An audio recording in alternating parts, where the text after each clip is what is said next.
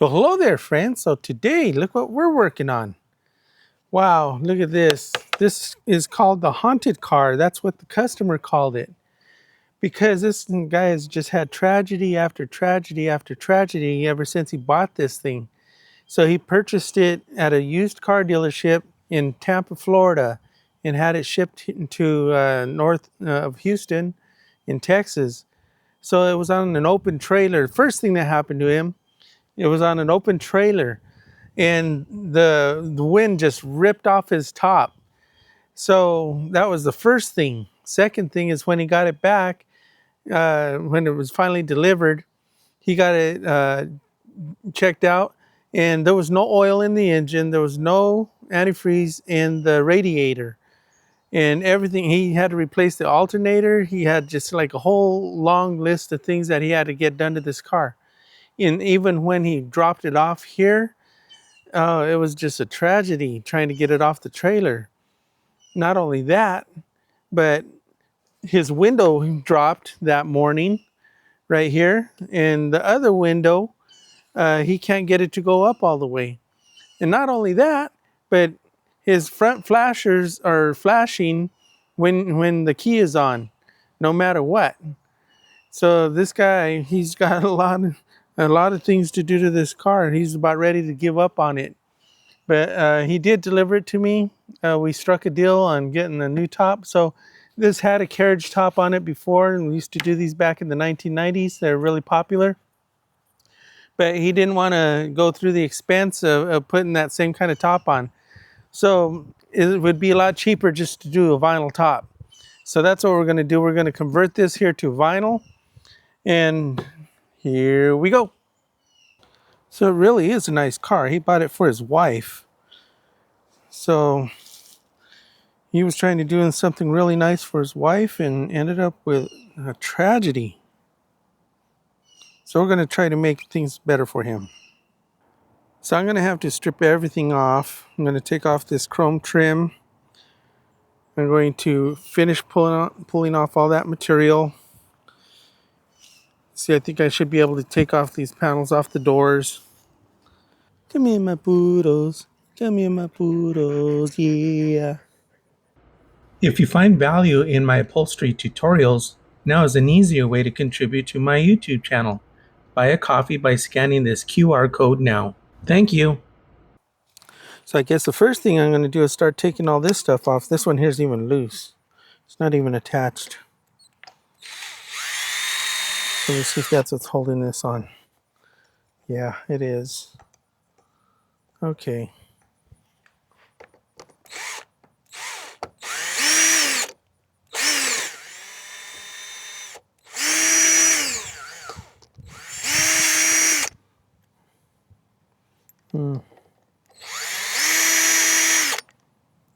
These are cut. These are different lengths. That's why.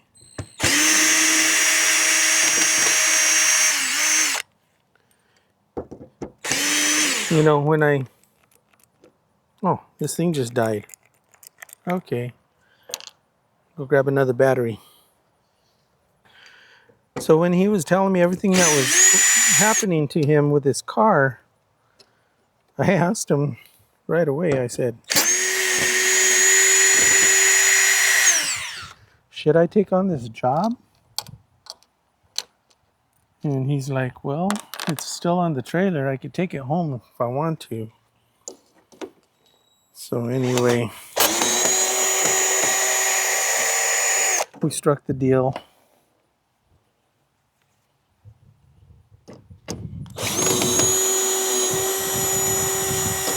But it really took us like an hour to get it off the trailer because the guy didn't really have, the guy that was doing the towing, he really didn't have a good trailer ramp.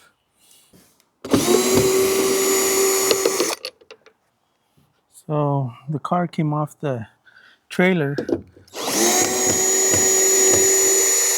pretty violently.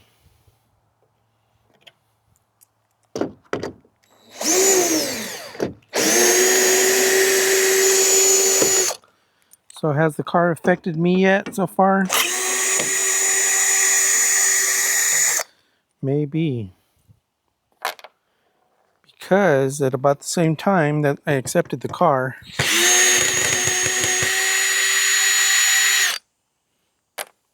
I ordered some vinyl, just like I always do, from Keystone next day air with FedEx.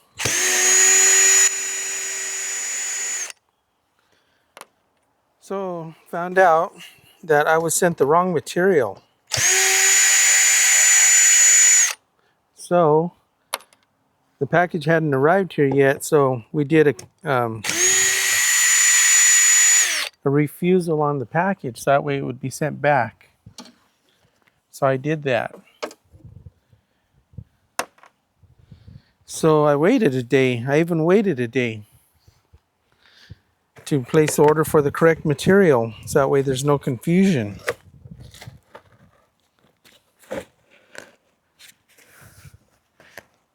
Okay, now let's see here. This is pop riveted on here. So I waited a day to order the new material. So everything was fine until I did the tracking on it and saw that it was being sent back. So I gave him a call and I said, well, why is the material being sent back? And nobody knew.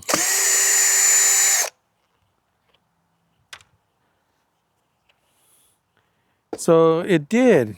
Yeah, it's supposed to arrive yesterday. But it was sent back. So everybody's like perplexed why it was sent back, because nobody sent it back. So they sent it out to me again, a third time now. Next day air.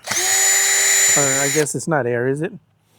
Because they're not going to fly it to the same. I know the whole thing is that it's here in the same town. I think that, you know, the whole process. I ordered the original material 12 days ago. I told them, I said, if I had ordered it from China, I'd have it by now. But really, they're like 90 miles away. So it just got crazier and crazier. It's just a crazy comedy of errors. So I'm supposed to be getting it today. We'll see if it actually shows up. I haven't checked the tracking number on it yet. So this is very unusual. There's no fiberglass here. There's just a big gap. What they did is they used some kind of a foam or something. Not sure exactly what they used. Looks like some kind of a fiber board. It's all rotted away. So I'm going to have to get creative there now. Maybe you guys have some ideas in comments what I can put right there. Let's see what you guys come up with. So I'm not going to be able to remove this fiberglass shell off of the car, because when we used to install these, as you can see here, you just take some black silicone and you squirt it all over the place and you basically glue it down. So there's no way this thing's ever going to come off again. So what that means for me is that all these edges are going to have to get tucked in.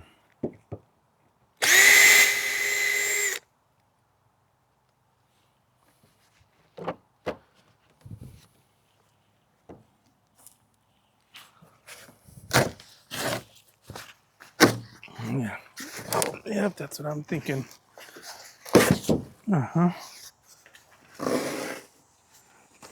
Everything's got to get tucked in. Those things come apart pretty easy.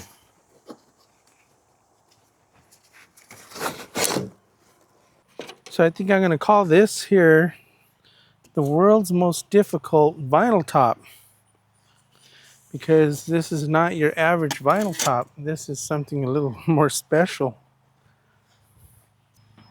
So how did this thing here go together? Okay, it looks like there's staples. So they were able to get the staples to go into the fiberglass, I guess. That's going to be interesting for me. I don't want any staples there for my... I'm going to have to put a French seam across the back. Or I should say Texas seam. Anybody that watches my channel knows about all the controversy for French seam. So we're going to call it a Texas seam. Thought about calling it a freedom seam, but somebody got offended. They thought it was too political. So what I think is that Texas seam is not political. Because we do have those people out there, right? You might be one of them. Oh, that hurt. Oh, God. Oh, I just pulled a muscle. Yow. Sucks getting old. I remember what it was like to be young and strong. But, you know, time marches on. Okay. So, in my video about me retiring in the Philippines, there was a lot of people that warned me against it, and then there's a lot of people that told me I should continue to work in my retirement even if I'm getting paid in their currency. But I told them I've been doing this for almost 50 years. 45 years is business, but 50 years I think is long enough. But, a lot of people were also concerned about me not making videos anymore. But what I told them was that I'll continue to make videos as long as I'm breathing. So what I can do, they might not be me actually doing upholstery there, because I have to sell everything, including my sewing machine, all my tools and all, because I'm not going to be doing upholstery anymore, but I can continue to give advice.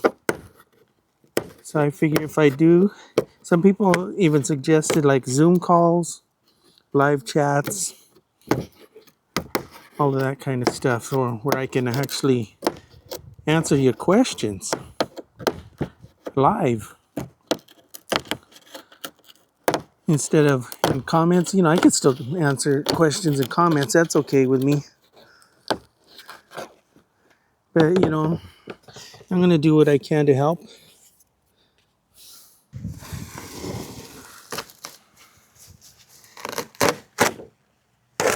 There we go. I didn't pull a muscle that time.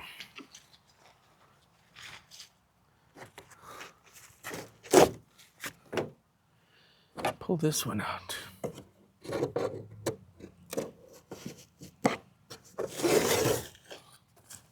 Okay, I think that'll go.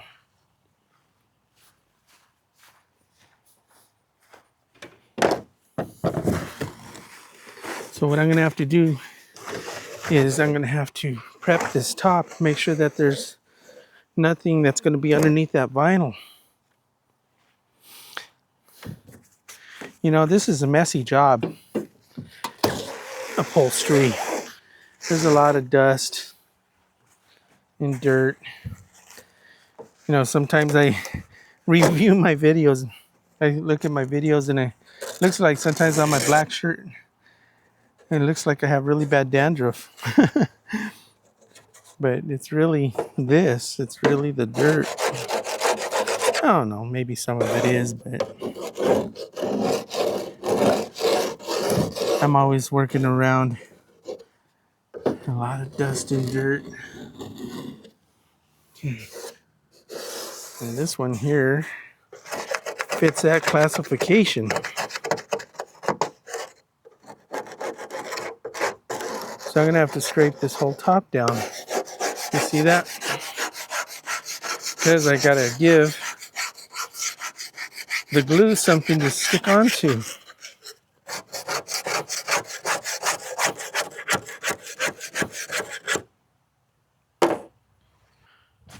So what you want to do is take all of your screws, put them in a nice safe place. What I always recommend is just put them right here on the floor. That way nothing gets lost. Okay. So I think the first thing I'm going to do is get rid of these staples that are sticking up here so I don't get caught. Catch my arm on one of those. Play it safe, huh?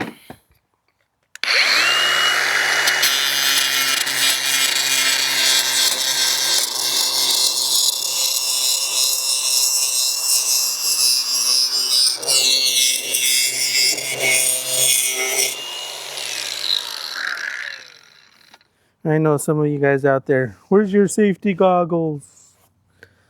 Well, I'll tell you, I do my own stunts. I don't need no stinking safety goggles.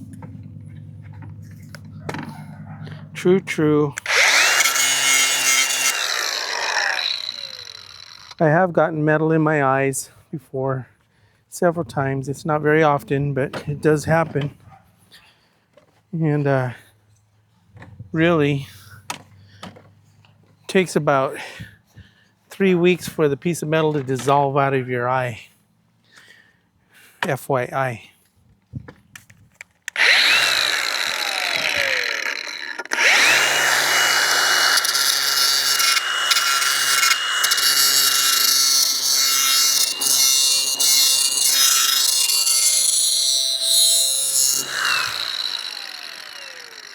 I was just thinking, because of the history on this car here, what are the chances of something like that happening to me, right?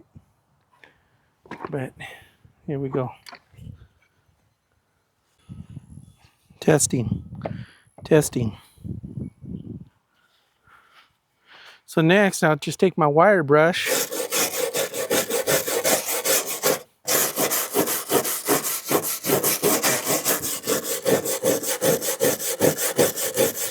I have to go over the whole top.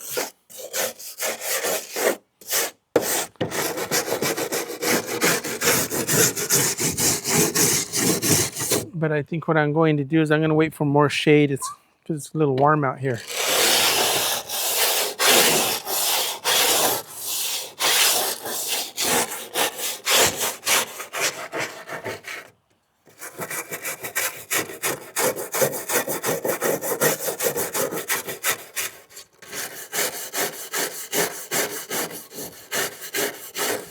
So I'll just do that to the whole top.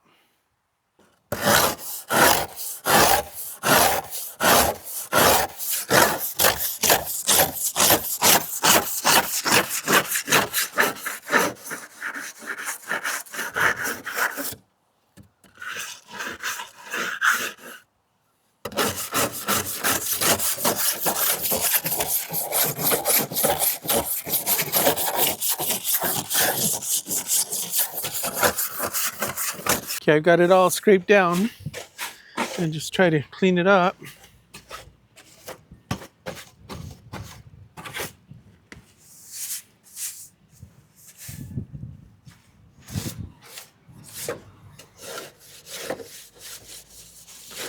A lot of dust and dirt. I'm gonna have to blow it off too.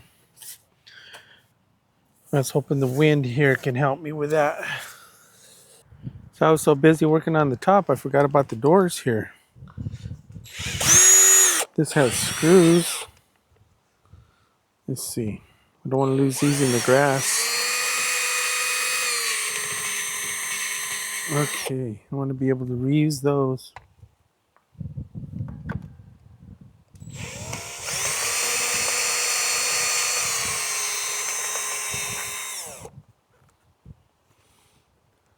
I can't imagine it's just the screws that are holding these on. They probably silicone these too. Okay, that one's not going to come out for me. It's stuck. Okay, it was just screws. Okay, I'm going to go do the other side. So next, what I'm going to have to do, I think, is probably make these panels right here.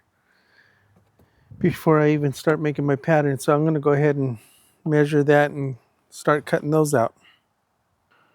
So I'm going to be using some of this panel board right here. That's what I'm going to end up using. So here we go, 3 inches wide. I think is a good place to start.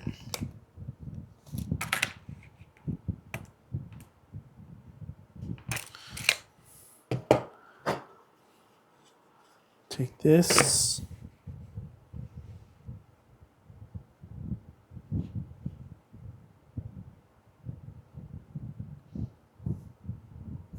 Okay, just double check. 3, 3. Mark it out. So that'll be 1. So I'm going to put a radius right here. So what's a good radius to use? How about a spool of thread? Looks like a good radius to me. So now you guys are going to see something that you almost never see. This is Howard, my 10-inch Weiss shears. I've had these things for probably 25 or 30 years already. These are the ones that I sharpen with a grinder. Matter of fact, this is the grinder that I use right here. If you guys don't believe me, believe it or not, when I ever go to sharpen this,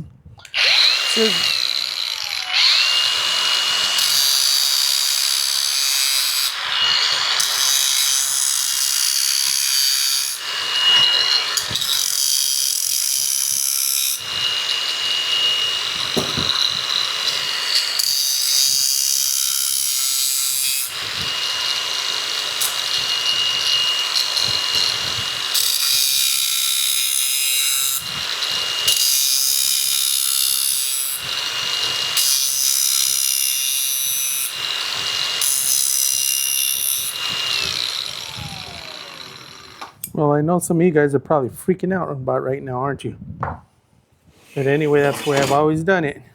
I remember a long time ago, there used to be an old guy, he was like 80 years old.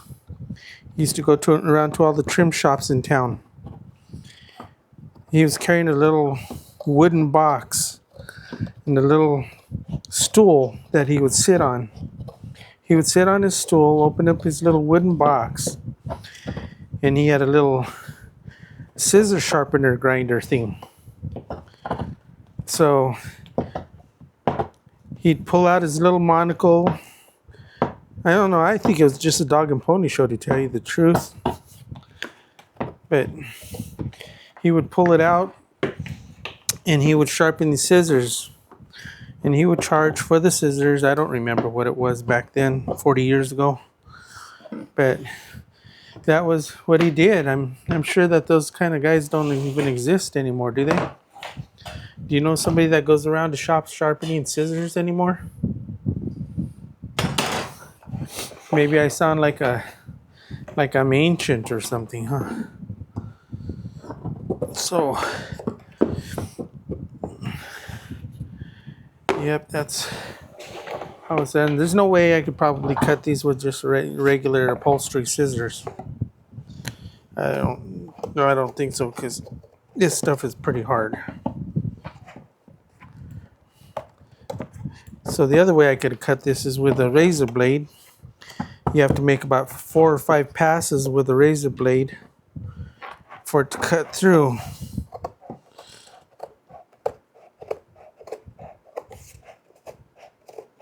Okay, this is going to be the hard part right here, making this turn.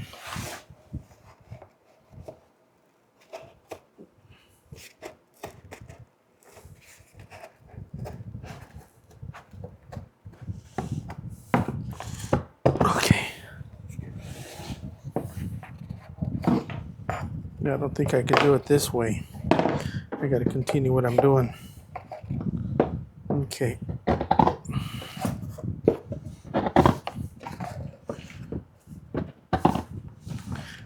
Believe it or not, I used to be able to cut this stuff with one hand, but it's what happens. Okay. I'll go take this outside, see if it fits. So let's see if the angle's right, if that's really like a 90-degree angle. Okay, that's looking pretty good. Looks like I got to come in just a little bit right here. So I'm going to go in and trim that. I'll just mark it here for the heck of it. Okay, yeah, I'm going to go back in and trim that. Okay, I'm going to give it a final cleaning.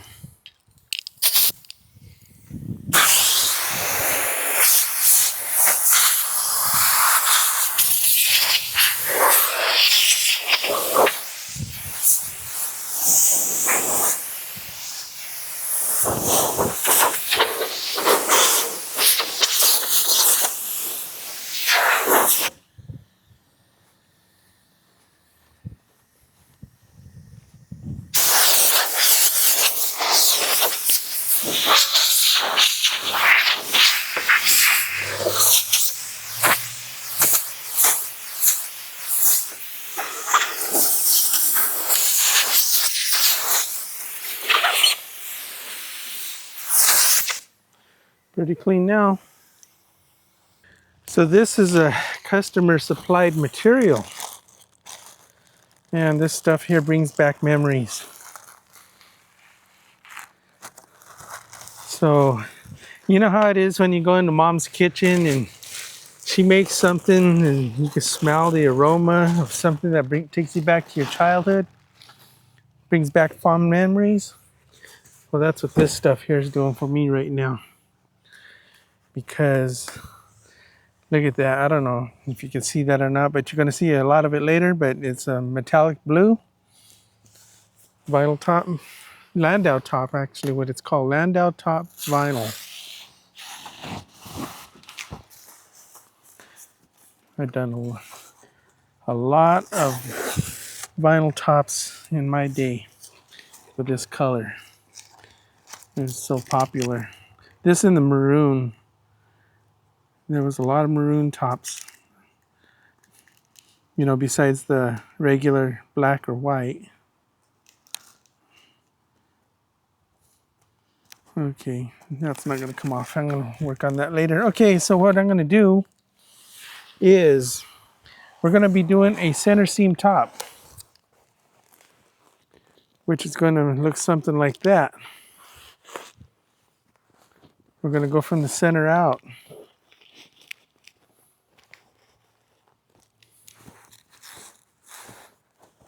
So I'm just going to roll this out. It's supposed to be 6 yards here, I hope. Should be plenty to do this job.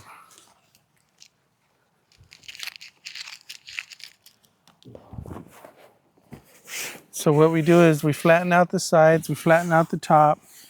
We have this extra material right here in the corner.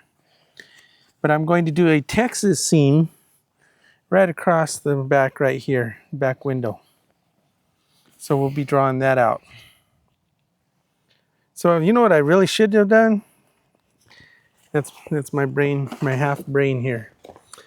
I have to measure the center of this roof first. So that way I know where center is. So I'm going to go get my measuring tools. Usually what I do is I'll stand here at the back of the car and look at this third brake light right here in the window. Usually that's the dead giveaway for center. But you can see they actually already drew the center line here for the previous top. So I guess the line's there already. But what I am going to do, just so that way I can see it, I'll make it a little bit more obvious. I'll do the same to the front. So now what I'm going to do is I'm going to put the vinyl about 1 inch over that center line. You can see the center line right there. So I got about 1 inch right there. We'll call it a seam allowance, a 1 inch seam allowance. So I'm going to pull it here in the front so that way it's even all the way. Just like that. This is how we pattern a top. You know, that's the way I used to do it old school. You know, if you can't buy a top, that means that you got to make one. So that's really our shape right there. So I'm going to go ahead and take my marker. I'm going to mark it about 1 inch below that body line right there. So I didn't see it, I was off camera. But anyway, I put the line right here, continue that. And it's got this little tail thing, so I'm just going to follow that. And hold here like that. And I'm going to leave this extra long along the bottom. We have our window here. I'm leaving about 3 inches. So that way I'm safe. I'm going to go all the way across. It doesn't really matter because it actually gets tucked in right here. And leave it long here.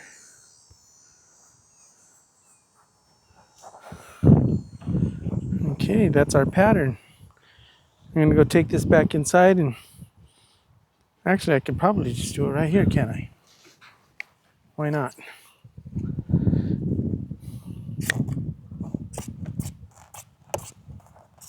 This is half of our top right here. You know, it's not rocket science, okay guys? You see I'm not cutting straight. It doesn't really matter. How come you're not cutting it straight? He's not a professional. I get that kind of stuff a lot. Okay. Doesn't really matter how long this one is. Doesn't really matter. But I have to say that this one here does matter. That's going to be your edge, so you want to make sure it's a nice straight cut right there.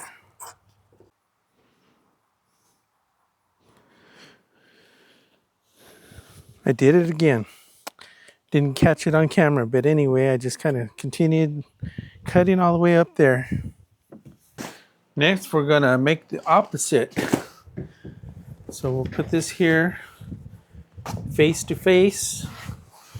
That way we'll end up with like a left side and a right side. Go ahead and get this one here drawn out.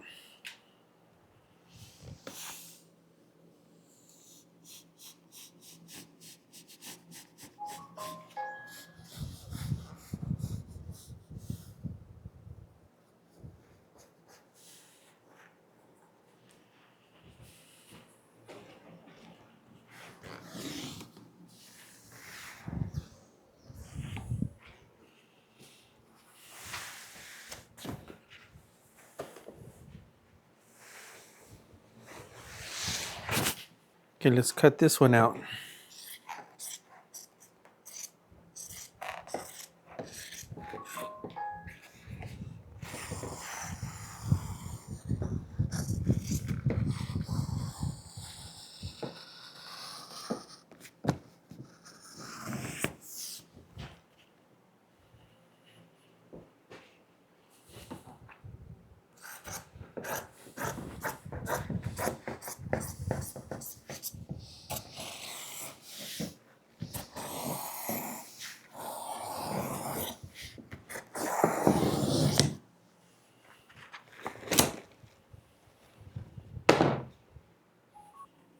So now we're going to start putting these two pieces here together. So this is the back window right here. So that's where we're going to start.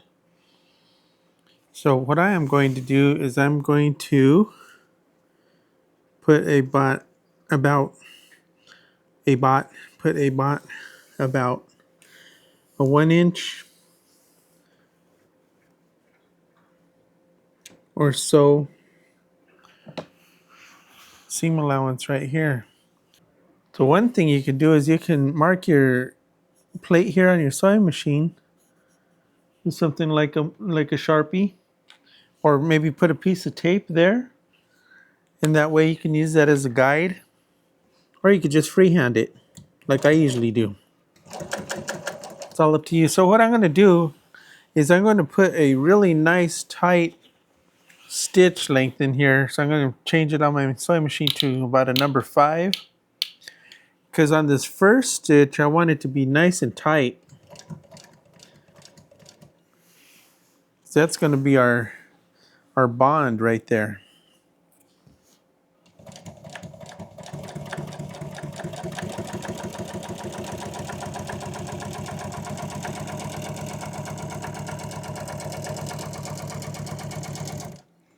So when you have a lot of material like this, you want it to slide on your table really nice, or else you're going to end up with a crooked stitch because of the friction on the table. Because you want all your material to feed through very nice.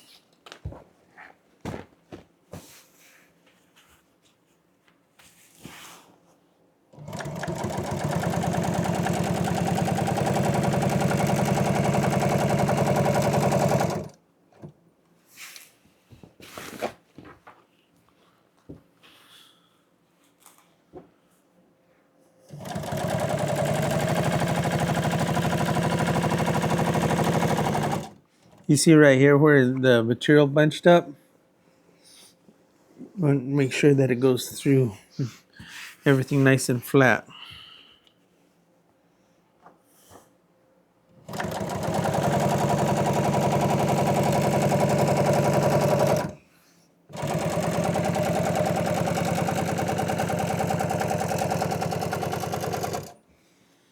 So the end, I'm just going to go ahead and lock it, even though that's going to get cut off at some point. So this is the windshield part right here, and I know I made it probably about 5 or 6 inches long. So I'm just going to back it up here a little bit, put an extra stitch in there.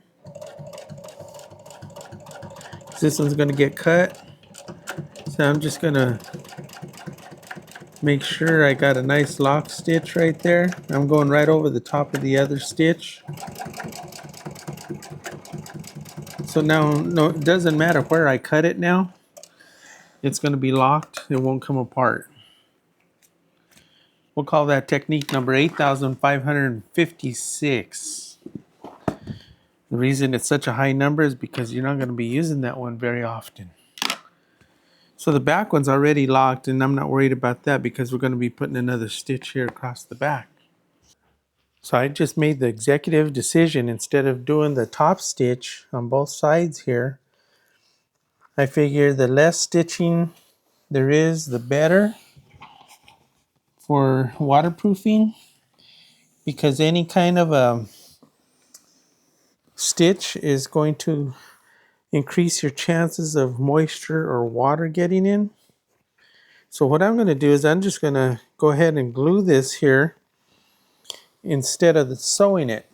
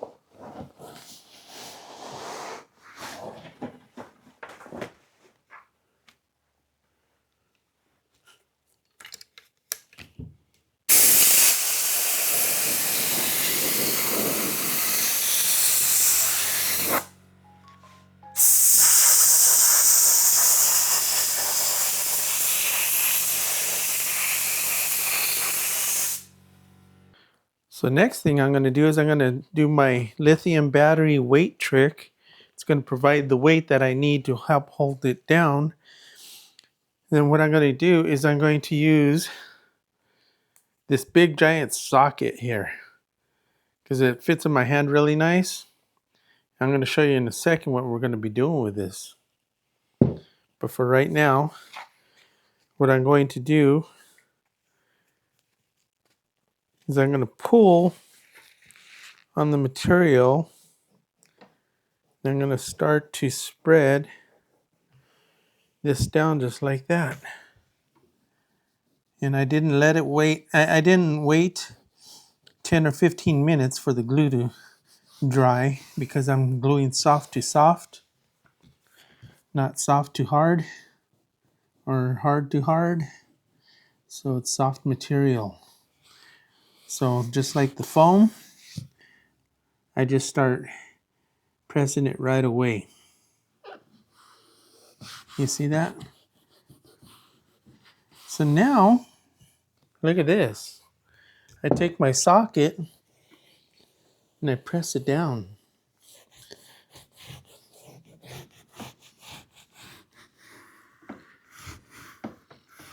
If you've never done this before, if you haven't thought about it on your own, maybe that'll help you out. Okay, so what I got to do now is continue. I'm going to pull this down here so I can reach it. Grab my battery again. Repeat the process. So now for the heck of it, I think I'm just going to go and throw this up on the car. See what it looks like. Let's go.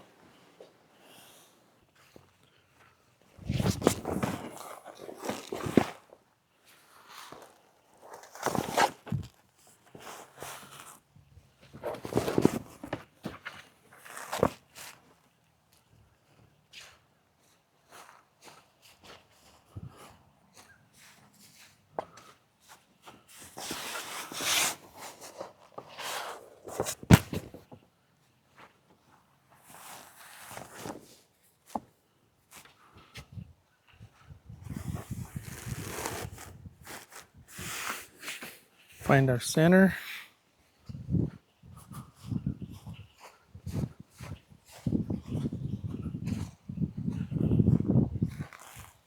Oops, I got some wind.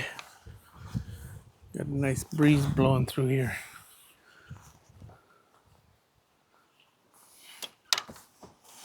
Okay, that goes there.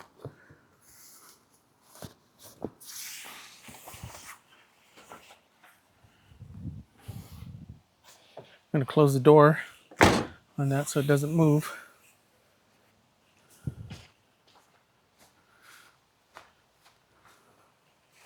It's looking pretty good.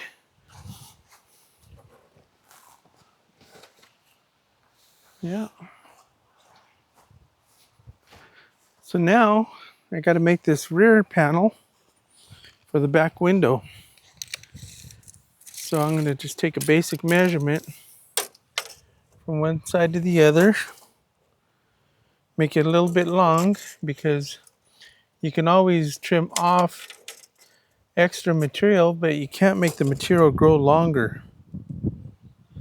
So I'm going to go an inch longer than what I need. So this just happened to be 66 inches. And make sure I got some material to tuck under the back there. This looks like about a 19 for me. Right there. I think a 19 will work. 19 by 66. So 1966. So I'm going to see if I can get this done with this breeze out here. So I marked center on this material. Got some masking tape. Might have to tape everything down. So that's our center.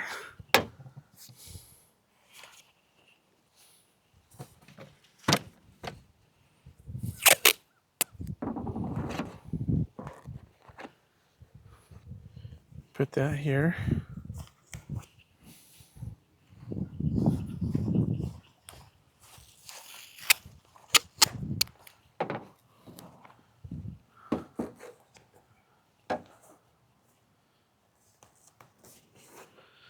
Okay, that's our back panel. So I think what I'm going to do is I'm going to do what they originally had. So I think I'm just going to bring the leg down here and put a separate piece here for the window skirt. So all I'm concerned about right now is going to be this area.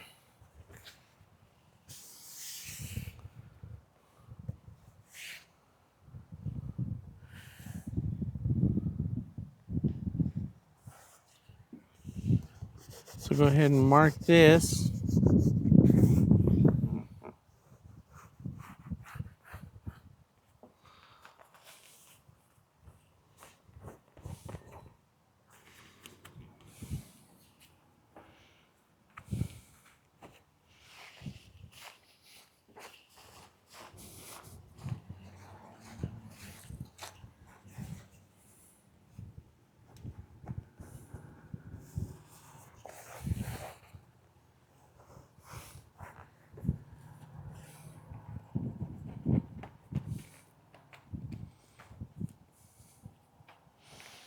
Okay, I got that marked. Let's cut that out just to see what it looks like. So I'm just going to cut on the outside of my line, just for the heck of it. No real reason, but that's the way I roll, right?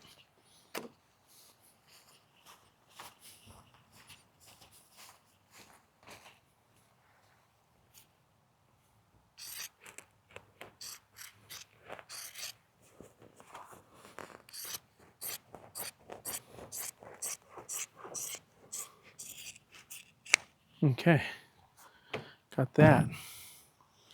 So I think I'm going to go ahead and mark this one for the skirt. Leave it nice and long because we're going to have to tack that under.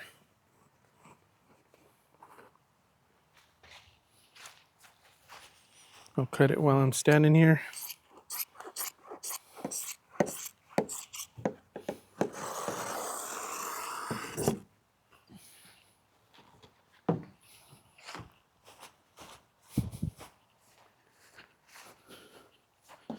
Actually, I don't really need to mark it.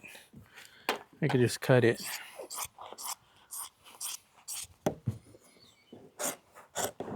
I always tell people in comments that there's always more than one way to get things done. You'll never, in these videos, you'll almost never see me doing the exact same thing twice, right? I'm always doing something different. Keep things exciting. So now I'm going to go ahead and make this bottom skirt. I don't think that there's enough material here to do that. I don't think so. No, there wouldn't be. Okay, I'm going to go measure and cut. Okay, so this is the rear skirt that'll go across that. So what I'll be doing is I'll be putting that on first, and then this will go over the top like that. So I guess the next thing I got to do is sew these pieces here together. So I'll be taking those back in.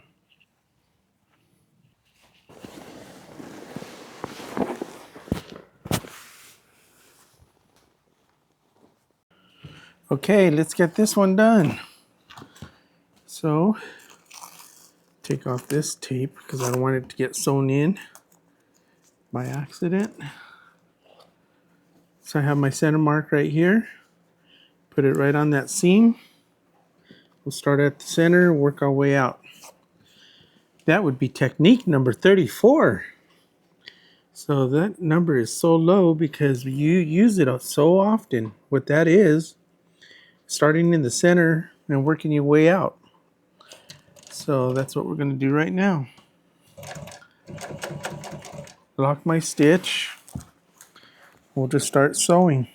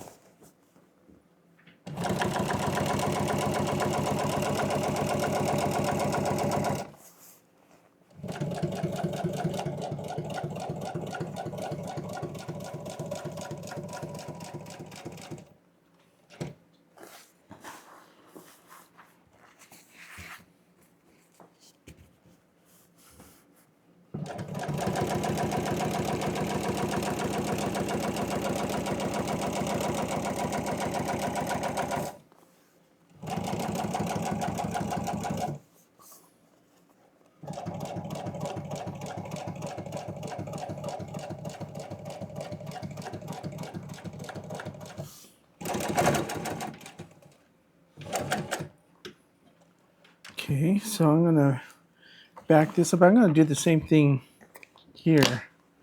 So I don't want the cut end to unravel. So I'm gonna put some extra stitches in there,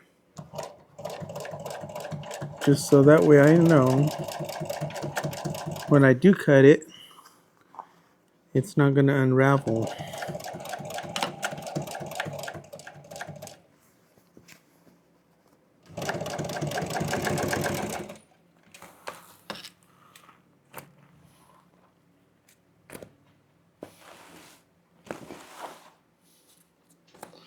Now we're going to flip it over. Do the same to the other side.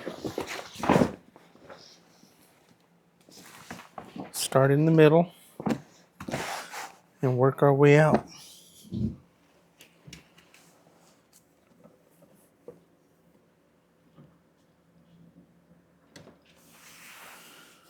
I'm starting my stitch right there on the same thread. And you can either lock the stitch at this point or not. It's up to you. I normally don't because I'm trying to be efficient, but because there's already a locked stitch there. But if you want to, you can lock it like that. Okay, let's go.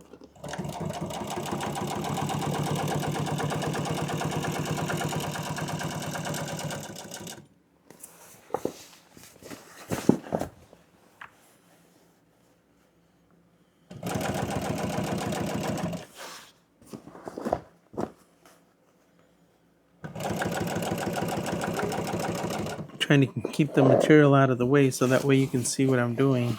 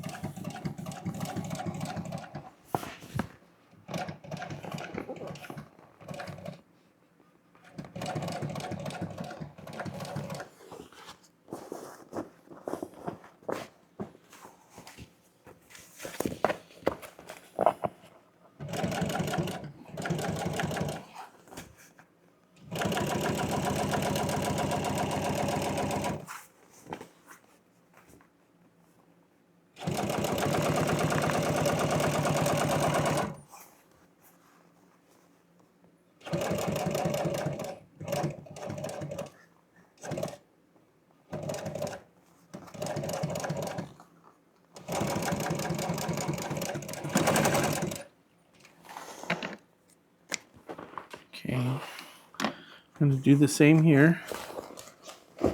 Make sure this is not going to unravel on me. See, because what happens, sure you can lock your stitch right here at the end, right? But later on when you go to install the top and you're cutting it up here, it's not locked here. So that's the whole point. So it could start to unravel on you because it's not locked anymore once you cut it. So that's why I am putting several locks in place. So that way, no matter where I cut it, there'll be a lock there. Just a safety precaution. Because you really don't want it to unravel on you. When you have the top installed, it's glued down onto the car. And if it unravels on you, you can't take it back off the car to restitch it again. Ask me how I know.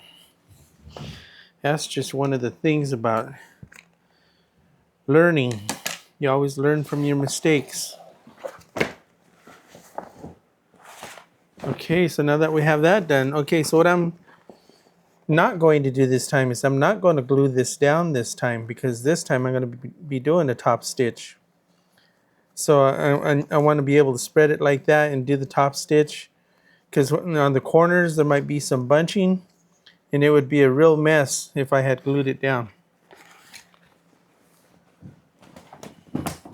So I will start on one end and we'll do a top stitch. Okay, so I'm probably not going to say a whole lot during this process because this here takes a little bit of concentration and thought.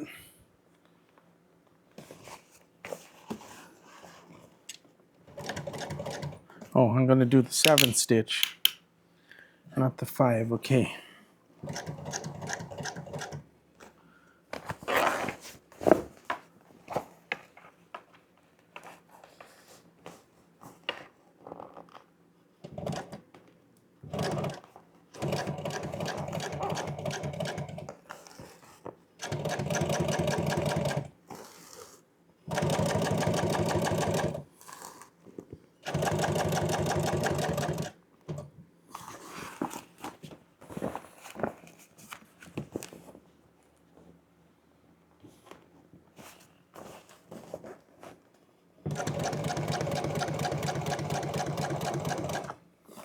This is the corner right here. That's where the material wants to bunch up.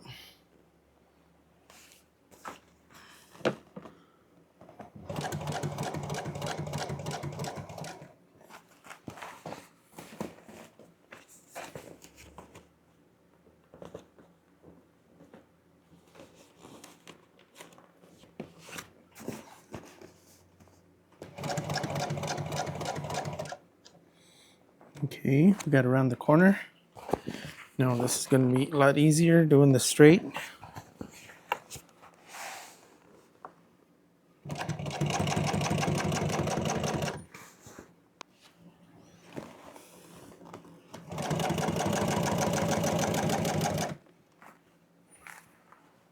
I think what I want to do is get rid of some of this bulk that's right here, if I can, because it's glued. Okay, let's see. Just don't cut the thread.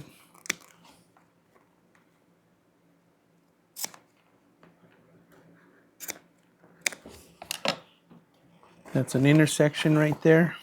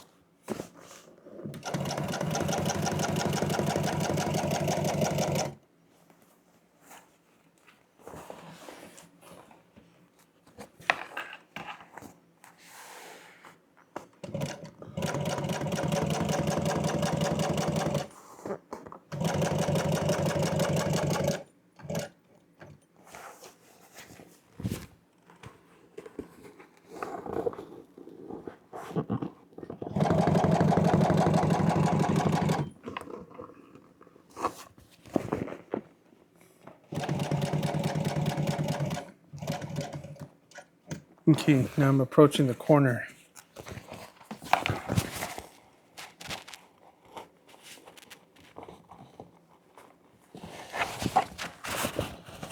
Make sure everything is where it's supposed to be. Looking underneath there, looking under the material.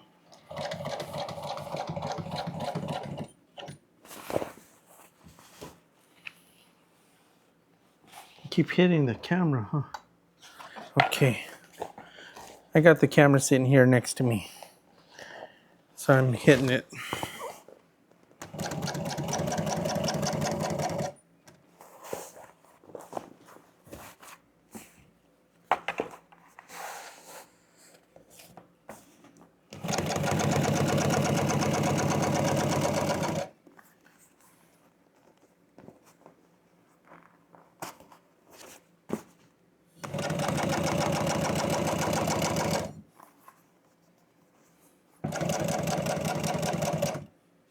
Okay.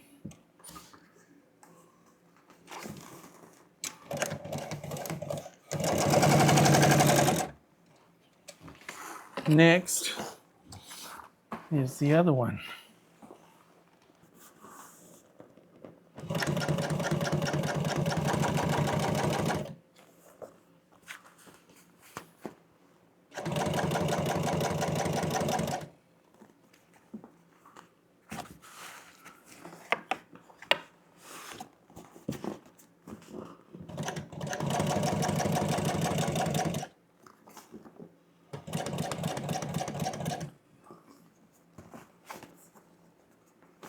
Okay, so now what I'm going to do is I'm going to take some silicone and I'm going to seal that seam up right there. That way we don't get any kind of moisture coming through. I don't think you ever would, because I put a number 5 stitch on there, which is really tight, which would make it waterproof in itself. But you know what? We'll do it anyway.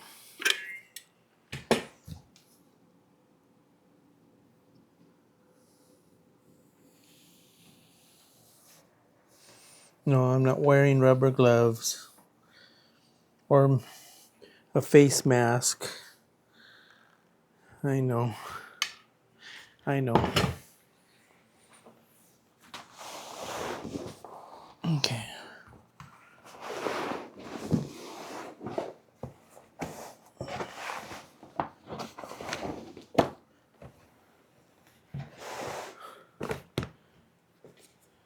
This is the way I've done it for 45 years.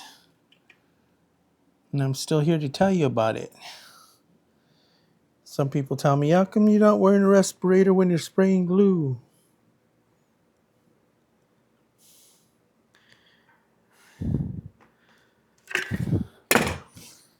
And, you know, back in the day, you know, well, what I tell them is that I used to ride around in cars that didn't have seat belts. I used to drink water from garden hoses, or ride a bicycle without wearing a helmet. And, you know, washing our hands with leaded gasoline. And, you know, some of you guys are hearing this right now and you're either laughing because maybe you've done it yourself, had the same experience as I did, or maybe you think I'm crazy. But, you know, the point is, the bottom line is, I'm still here to tell you about it. Okay, let's make one nice little bead here.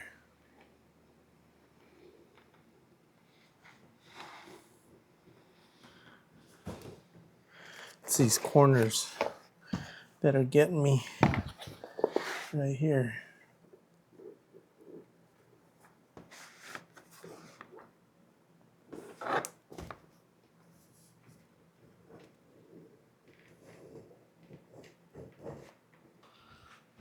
So what I'm going to end up doing is I'm going to let this dry overnight, and I'll come back when it's dry, or cured, I guess, and I'll be trimming off this excess right here, this bulk, so that way it doesn't show when I go to install the top.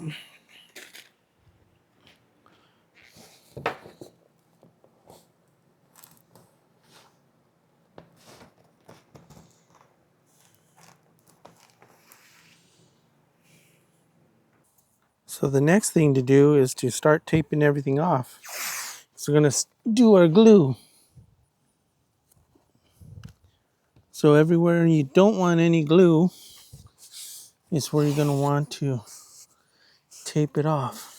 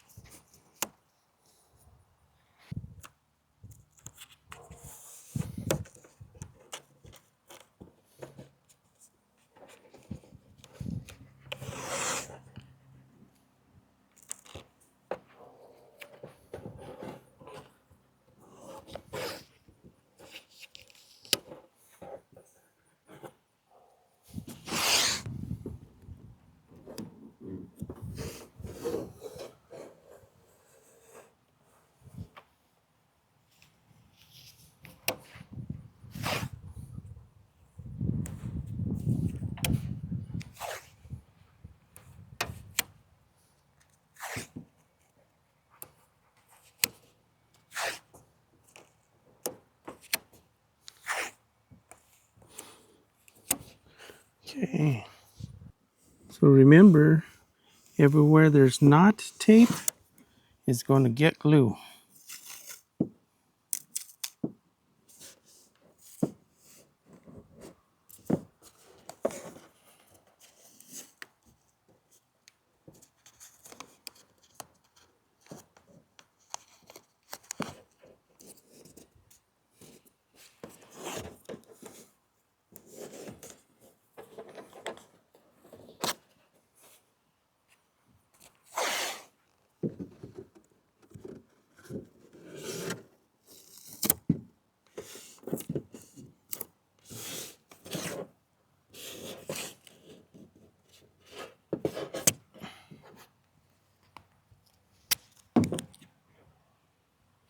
Okay, I'll go do the other side now. Okay, we're going to start gluing this one up. So everybody asks, well, what kind of glue I'm using. I always use contact adhesive for everything I do.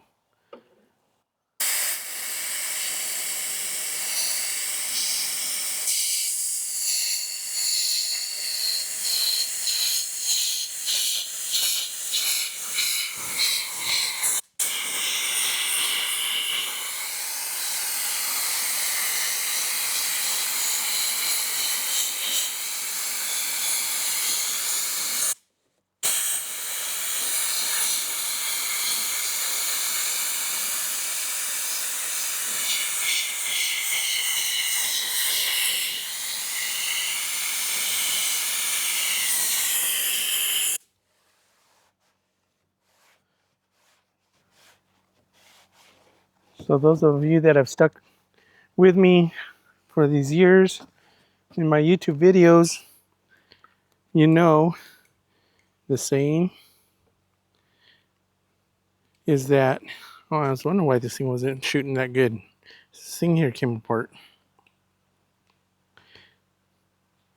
Well, anyway, what I was always saying, didn't mean to get sidetracked. What I always say is if there's no glue, it won't stick. That's technique number 24. That's such an important one to know. Where there's no glue, it won't stick. And that's with anything, not just vinyl tops.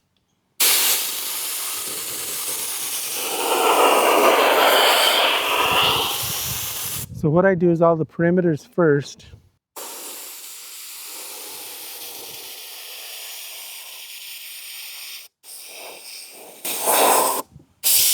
Then I fill in the middle second.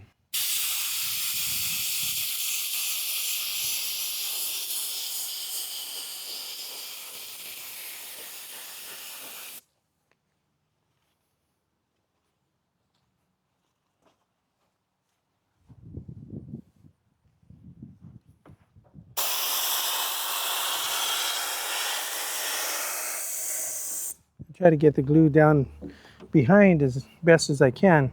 There's a little gap there, so some of it will go in the back.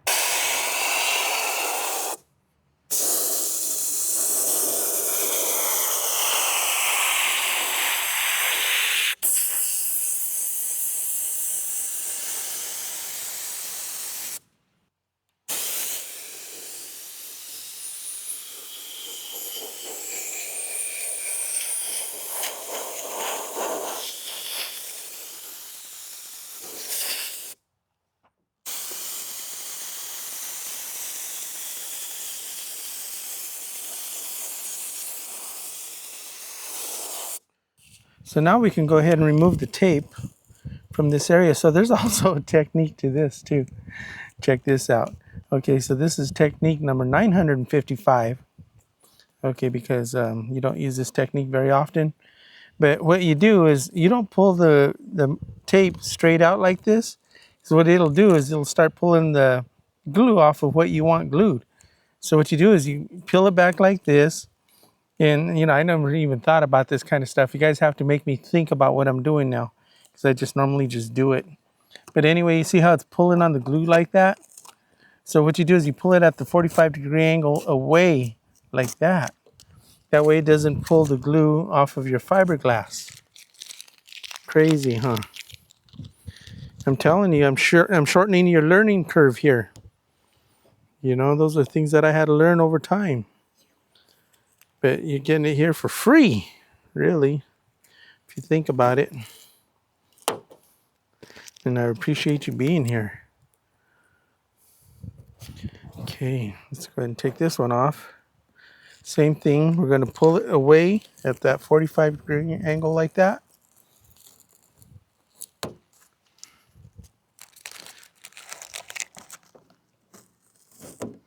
Go to the other side.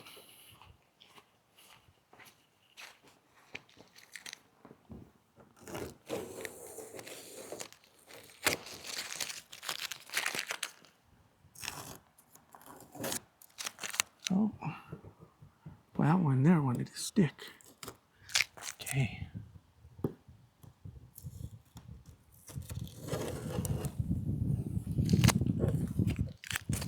All right. So another memory, when we were kids in the trim shop, we used to take the tape balls like this and we used to throw them at each other. Okay, let's go ahead and take our first piece. And I will start with this one. So make sure there's plenty of material that we're going to be able to tuck under, at least an inch.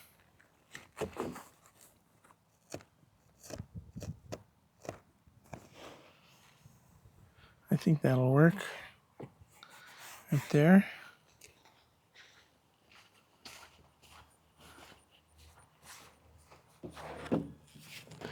Pull on it slightly, get a nice stretch out of it.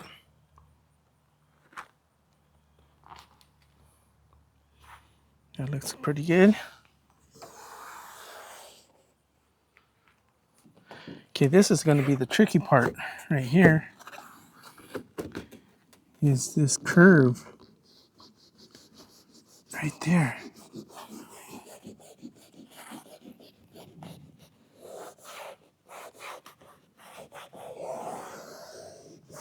Okay.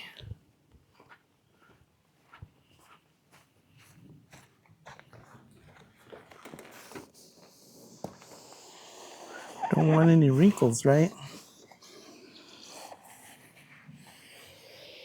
Because if there's wrinkles, everybody's going to notice. And some people might even know that it was you that did the top. So no wrinkles.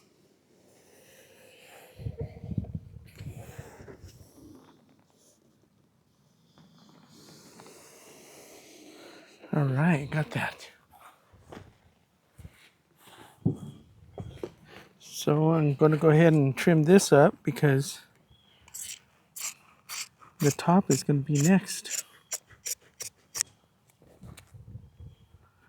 They supplied us with a little groove right here. So I'm going to have to put that inside the groove.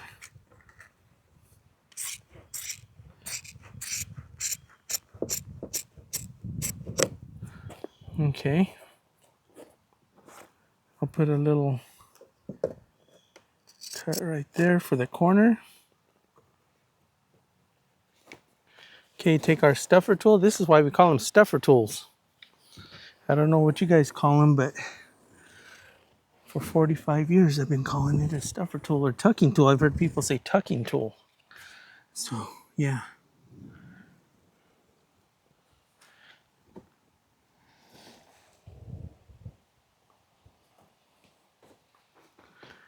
So I'm going to go ahead and trim this one up to about 1 inch that I can tuck under. 1 inch is plenty. Make sure you're holding your scissors up so you aren't scratching the paint. Okay, so now use my tucking tool to get under there.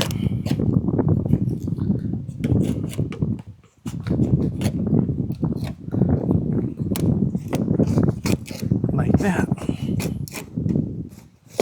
Make sure it's all under there real nice.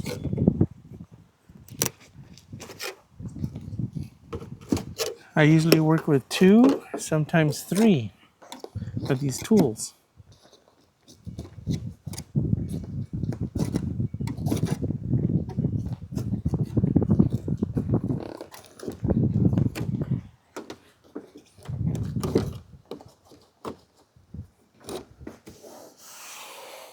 Yeah. Do this one.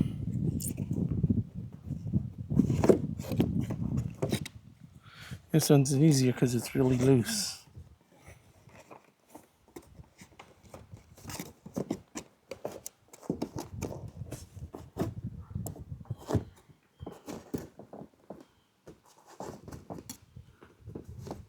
Okay, I'm going to go ahead and do the same to the other side.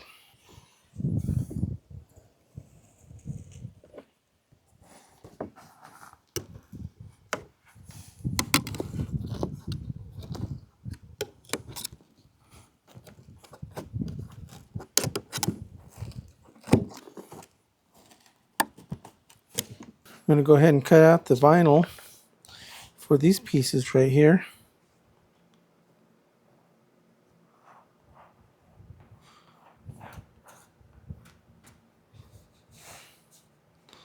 That'll work. So you see this piece of vinyl underneath here. This is really all I have left for waste. That's the only thing I have left. So I guess that estimate for the 6 yards was pretty good, wasn't it? I didn't want to have him order too much because it's really expensive.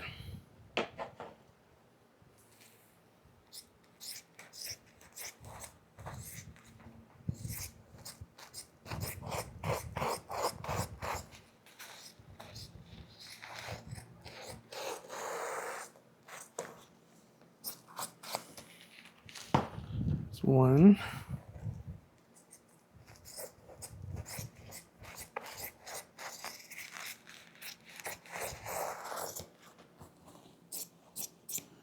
Okay, so far this is the only waste that we have left. I wouldn't call it waste, but I guess if I needed it for something else, I had it. But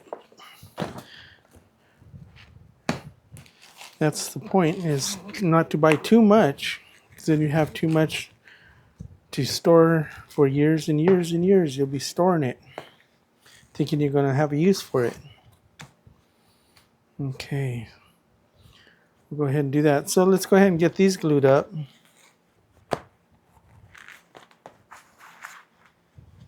So on the back side of this, all I really got to do is just do the edges for the tuck.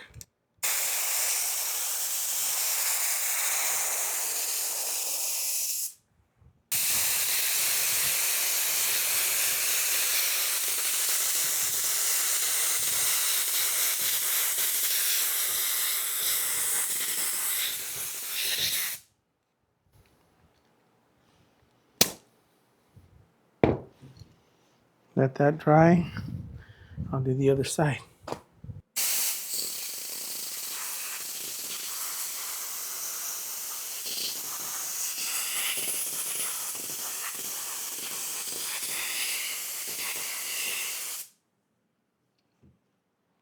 Let's go ahead and put these together. Make sure that there's no wrinkles.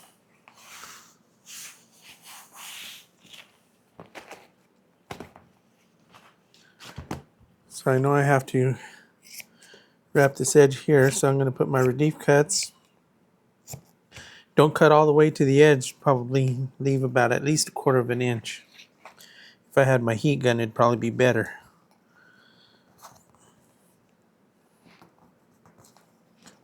That wasn't so bad. Okay.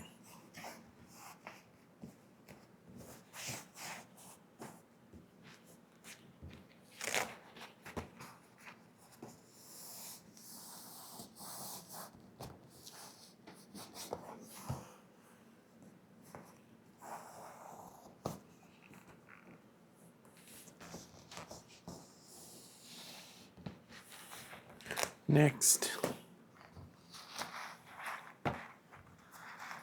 So there's some big gaps in those window pieces between the glass and the panels that I made. So I'm going to make a double layer welt here for that. I think I'm going to stop calling it beading. We're not going to call it beading anymore, or piping. Okay, we're just going to stick with welt. That's really what it is. I don't know how beading and piping became a thing.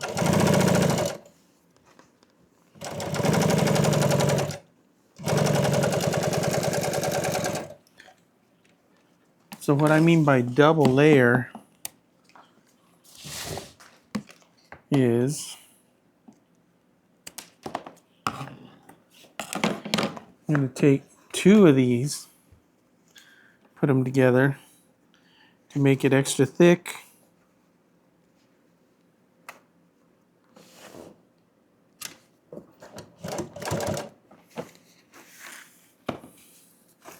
So we got to close that gap.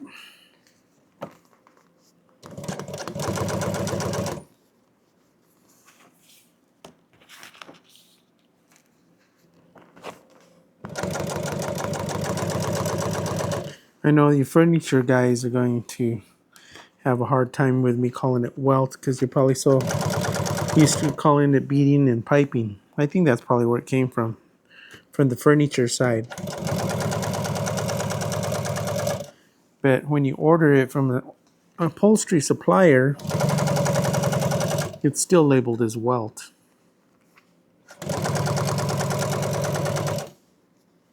Oh yeah, that's nice and thick now.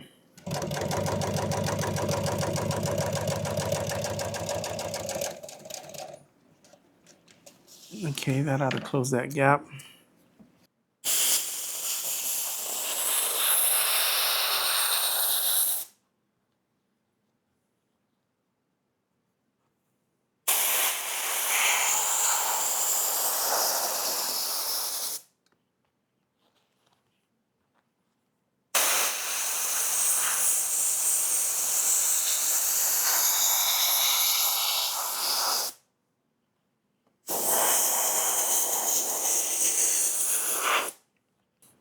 Let's go ahead and put this together. Everything's nice and sticky.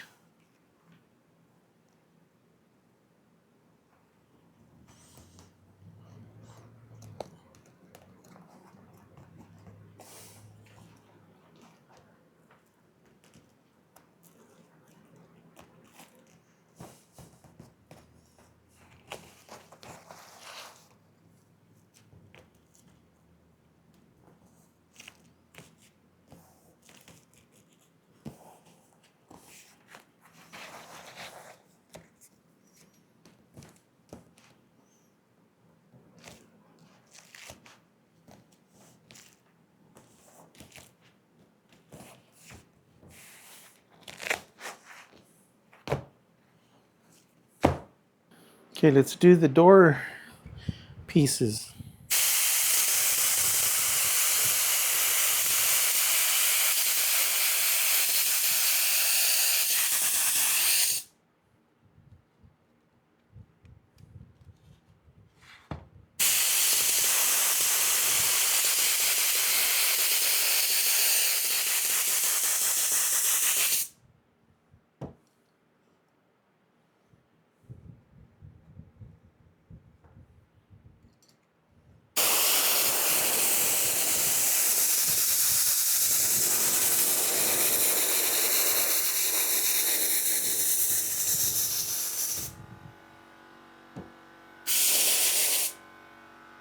Okay, let's put these together.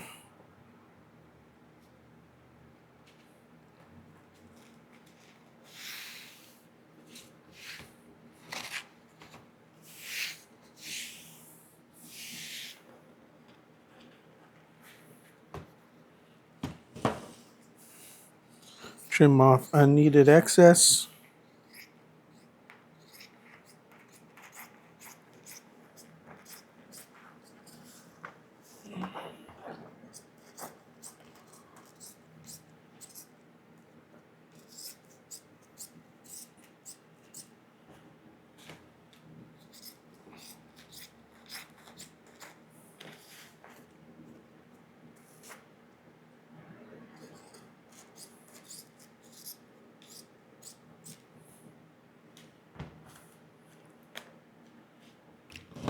Take our heat gun,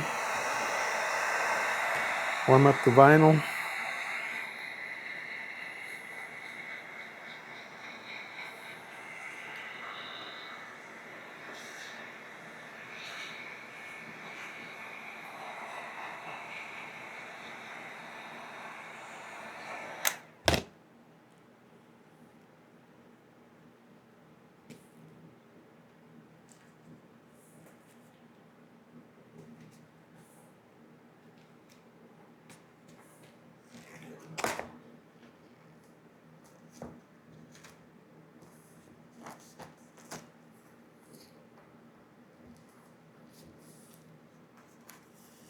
Okay, do the other side.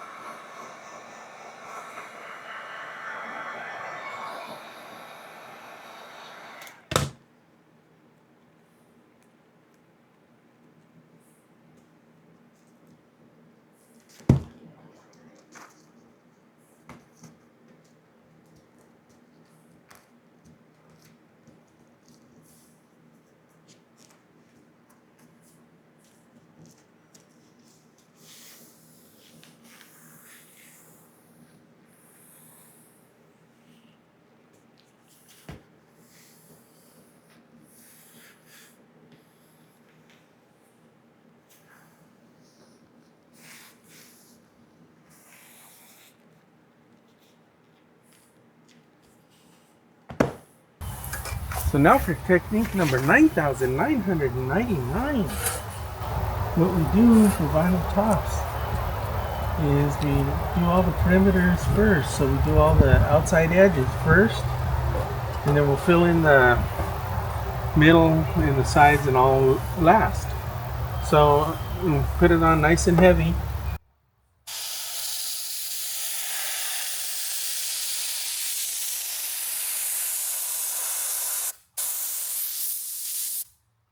These are the edges that are going to anchor down the top.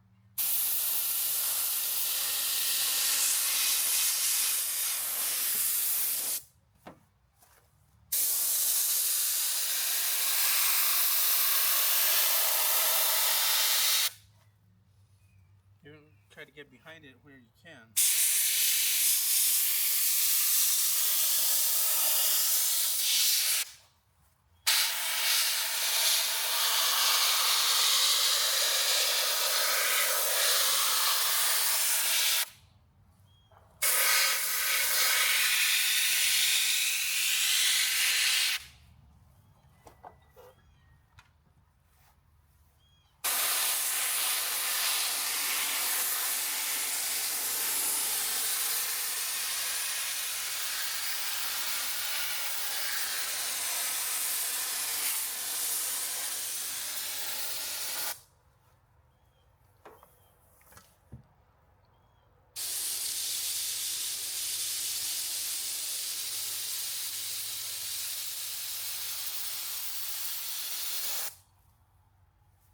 Okay, now we can remove all the tape.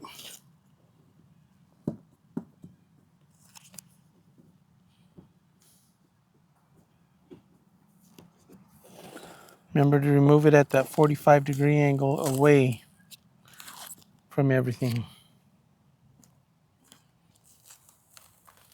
That way you're not pulling all the glue off of the fiberglass.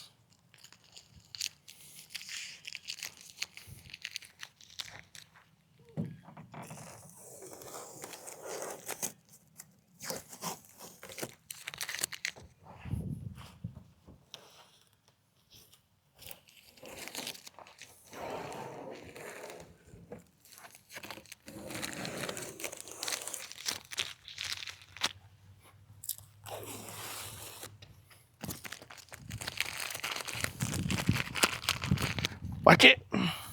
So now things get a little bit more interesting. So I'm going to glue down where the center seam goes.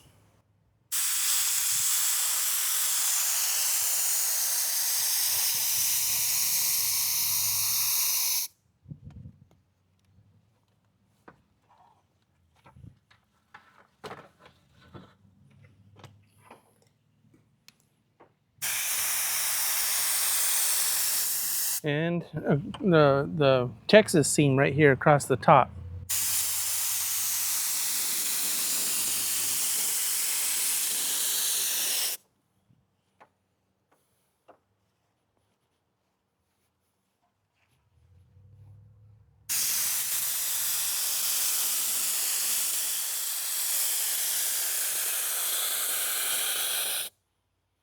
Those are the seams that we're going to be setting first. So what I'm going to do is I'm going to put the glue that goes from this corner to the center on the windshield, because that's what we're going to be setting down first, and then I could do the sides later.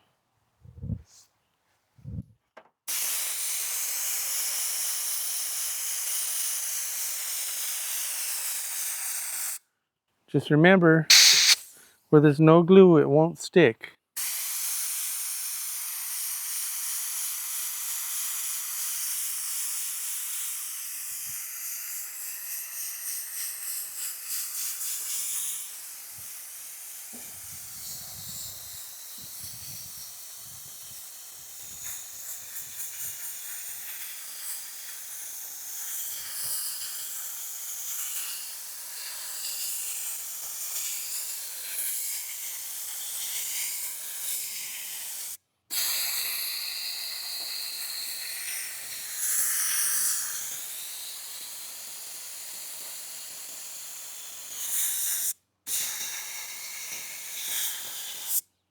Okay, do the other side. I almost forgot to trim the excess material off of these corners here. Get rid of some of that bulk. That way we don't get bumps on the outside.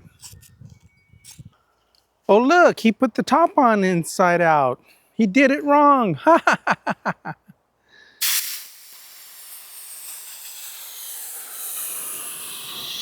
Now we're just going to do the same on this side.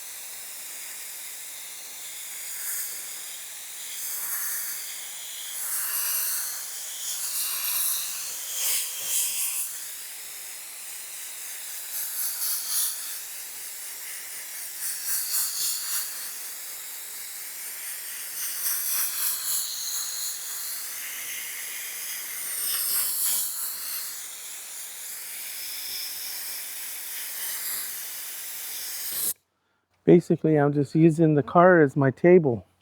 If I wasn't doing it on the car, I'd have it on top of my sewing table. So now what I'm going to do is I'm going to try to attempt to flip it over.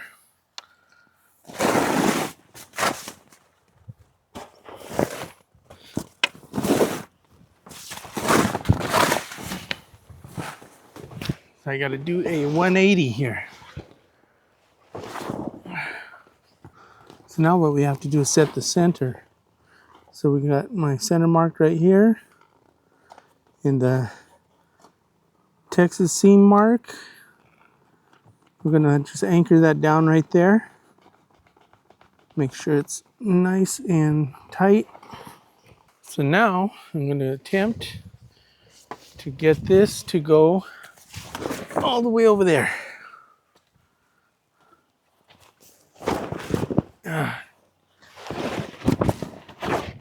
Close to the center.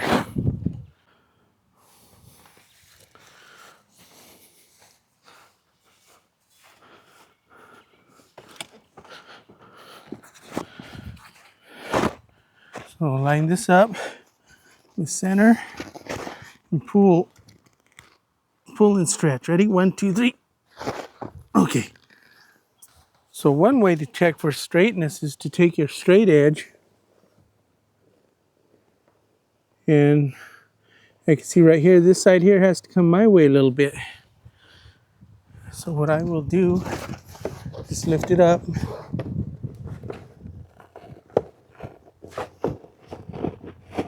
And pull my direction.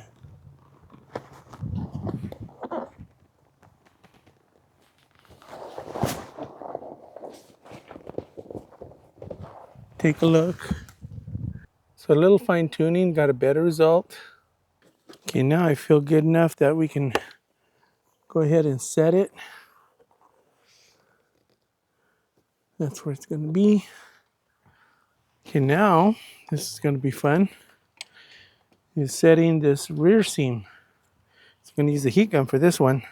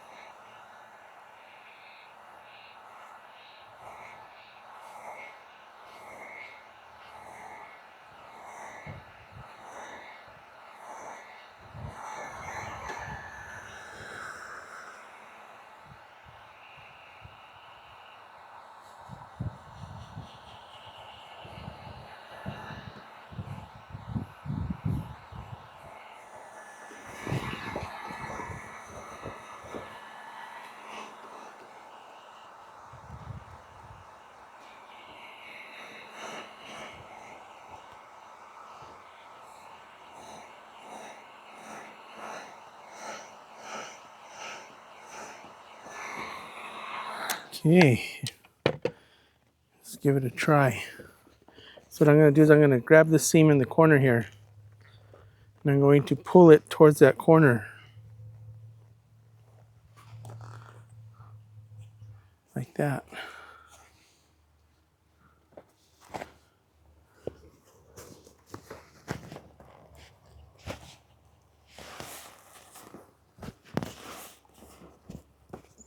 I'm eyeballing it here. See what that looks like. Okay.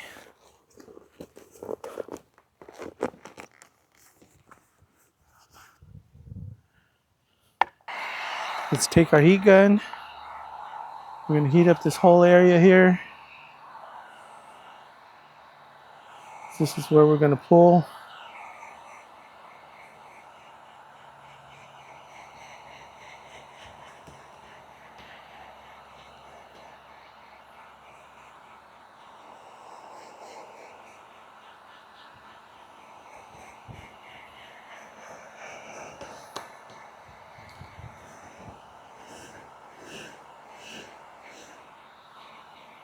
This is pretty much what we're going to do for the whole rest of the top. Okay. Grab it here in the middle. Make sure it's up in the air. Okay. Ready, 1, 2, 3. Oh yeah. Oh, this one came loose. I can just pull it back down again. Okay. That worked.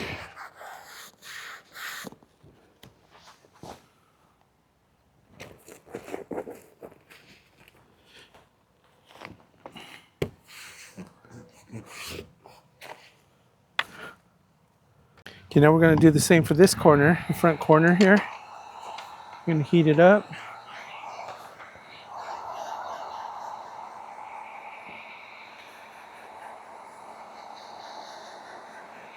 It's starting to rain a little bit. Got some raindrops here. A little misty.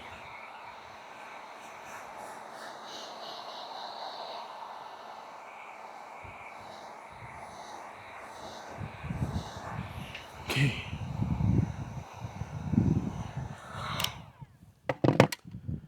Grab the corner. Pull it, and what you want to do is you want to pull it this direction right here, like towards your A pillar.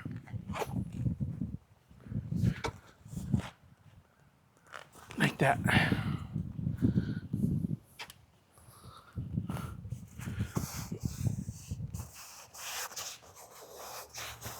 Okay. Now I'll go do the same to the other side.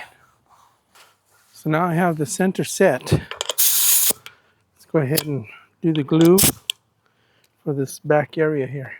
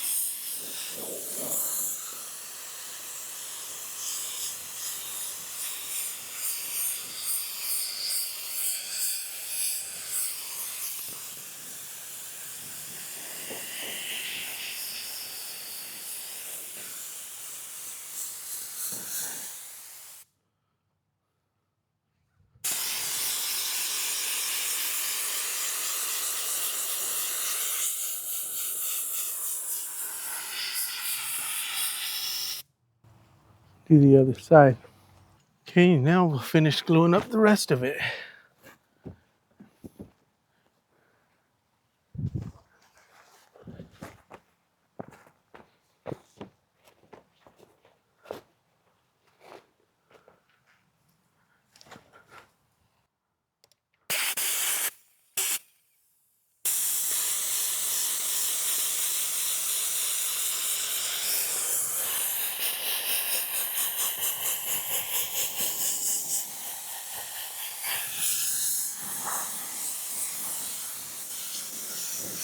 Oh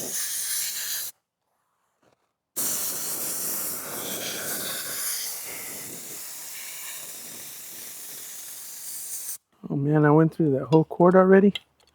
This thing's empty. I gotta go fill it up now.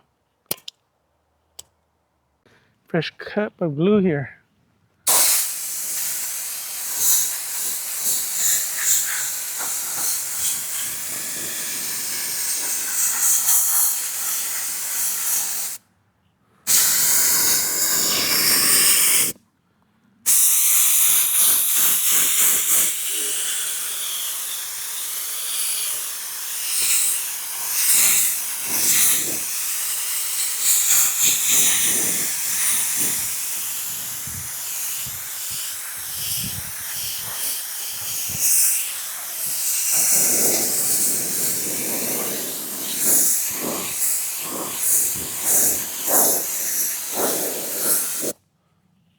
Now I'll go do the other side. So we're gonna start here by heating up this corner.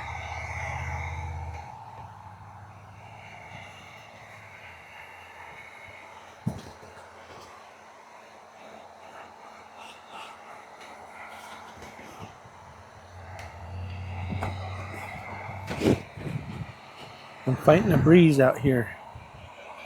I don't know if this breeze is gonna cool down the vinyl. I don't have a controlled environment.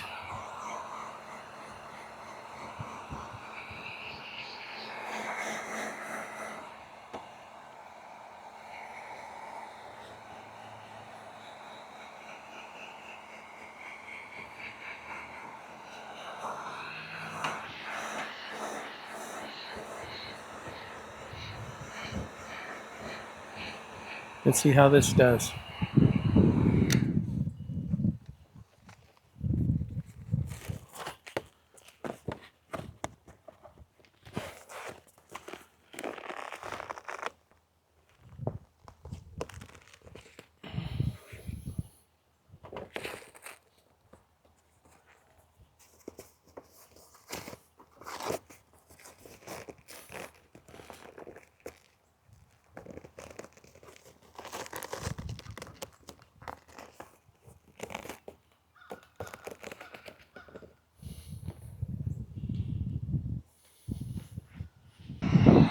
Okay, now let's heat up this side here.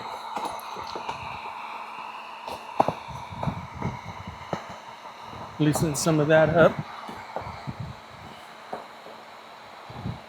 Okay.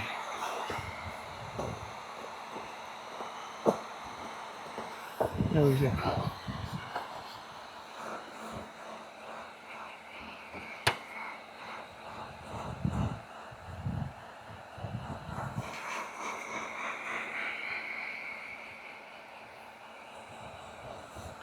The heat gun is your friend. The heat gun is not your enemy. Unless if you burn something.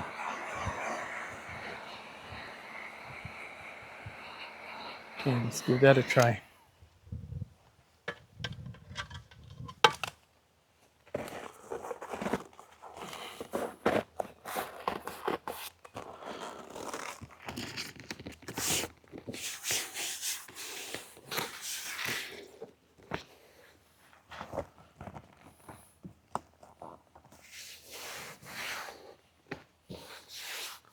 Okay, let's go ahead and heat up the front here.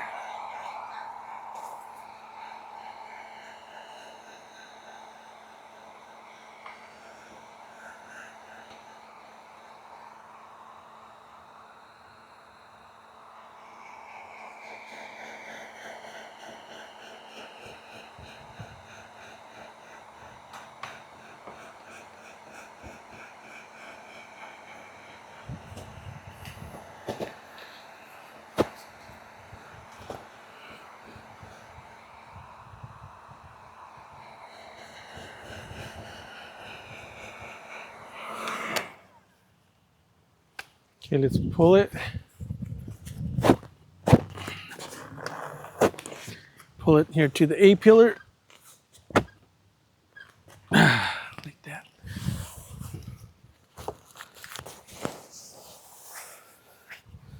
Pull the sides.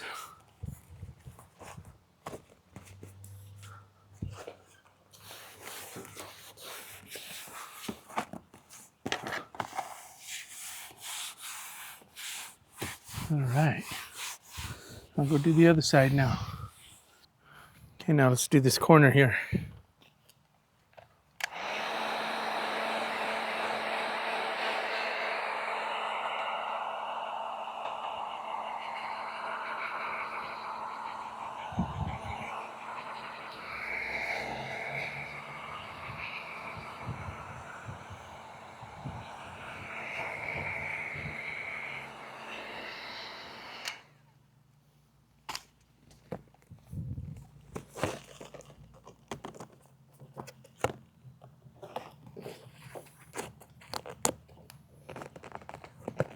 Oh, this is hot. I guess you gotta get it hot though.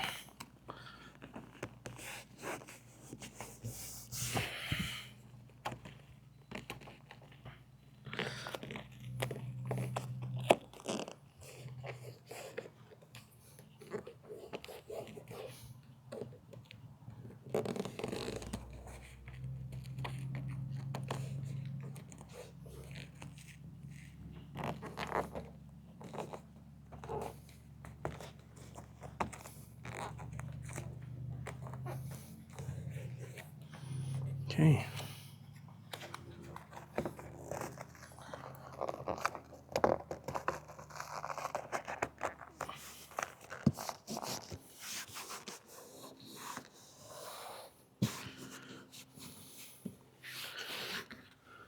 So now I'm going to trim off all the excess here that we're going to be tucking under. So I'm going to leave plenty of material there. Doesn't hurt.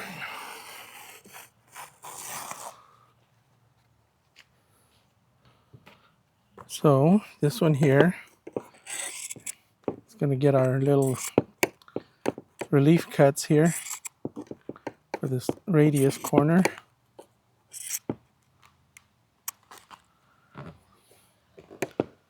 So I'm going to try to get as close to that bend as I can without actually cutting all the way up to it. Okay.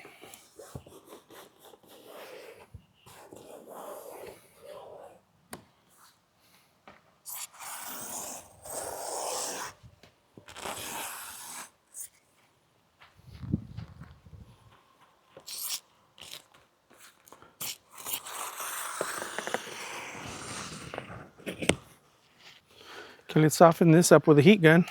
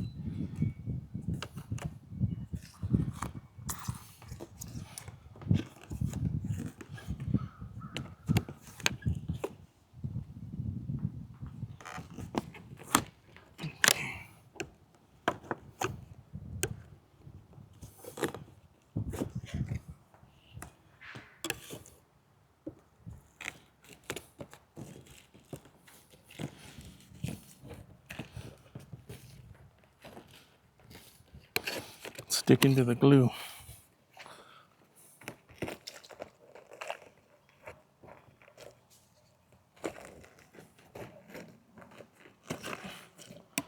There we go.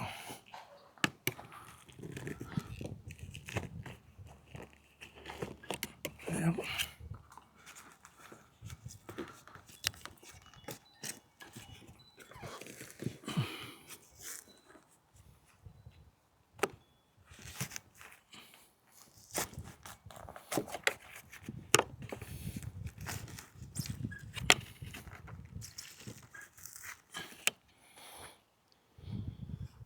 Okay, I'm going to do that all the way around. Okay, next we're going to tuck in this rear window. So this one here is very critical. You don't want to cut too far or too short on that corner, because then you'll see the cuts. That would look bad.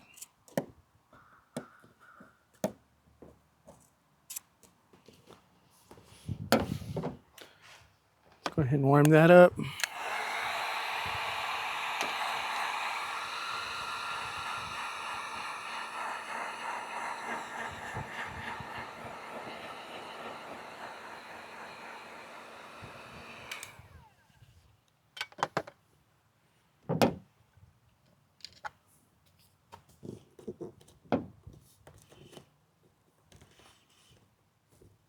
So now you can see that, how close I got to that corner.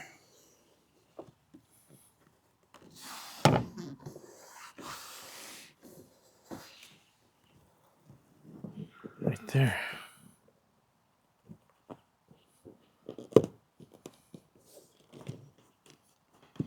Okay, so I think we're good. I think we can go ahead and tuck that.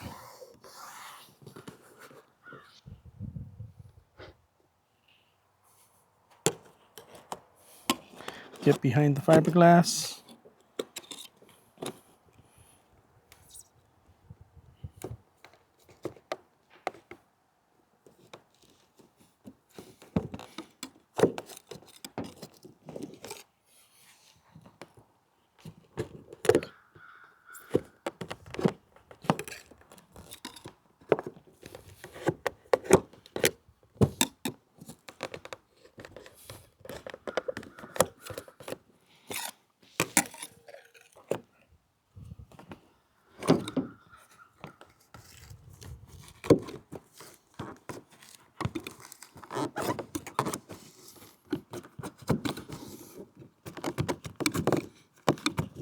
Okay, do the other side. So I was thinking about the best way to put these things on. I guess probably just glue them back on the way they were before. Some silicone. The magic of silicone.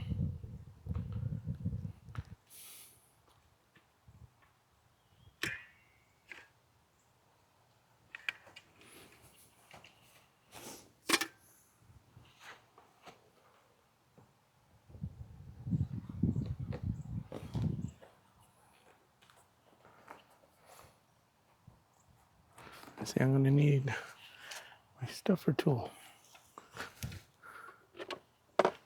Lift this up. Right here, this goes underneath that. And it goes right there.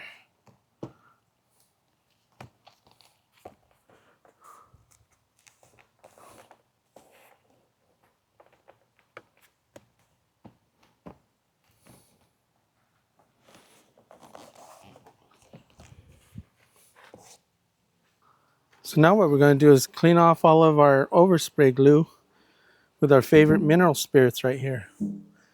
Takes everything right off. So I'm going to go over the whole top like this. But stick around, I'm not done yet.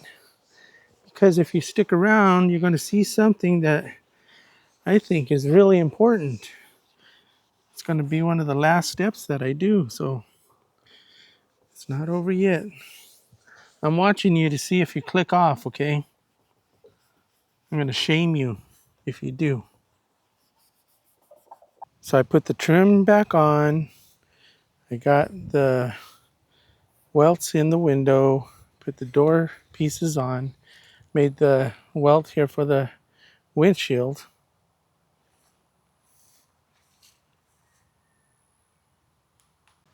I taped off the back window because we're going to seal it with silicone. So you see the gap right there? That's what we're going to be filling. Okay, we only use black silicone. Because any other color, you're going to see it. Black just kind of disappears.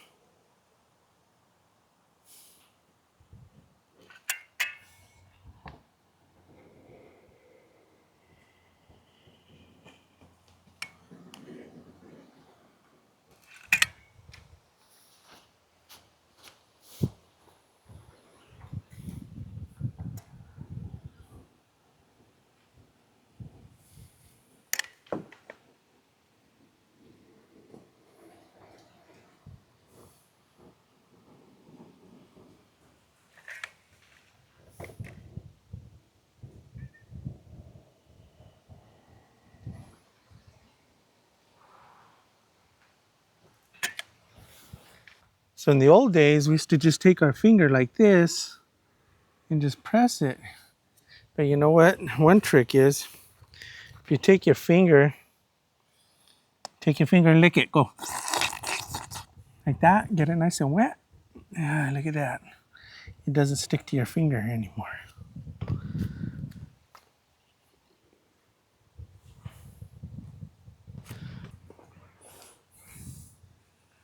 Okay, I haven't got to the part yet that I told you should be sticking around for. So still stick around, okay? Don't click off yet. So this is the part with the art.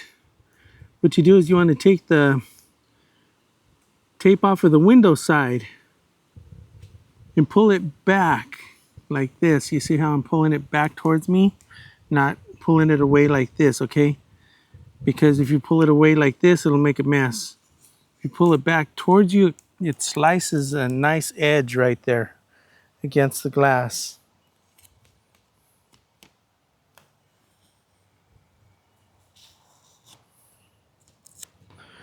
You want to dispose of this tape here properly because that silicone, you don't want it to get on everything.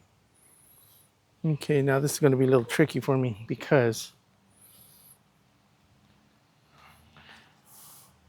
I got two hands here full of tape. Okay, let me get rid of that one. See if I can break this one right here. Okay, got it. Okay, let's go to the other side. Okay, pull it back.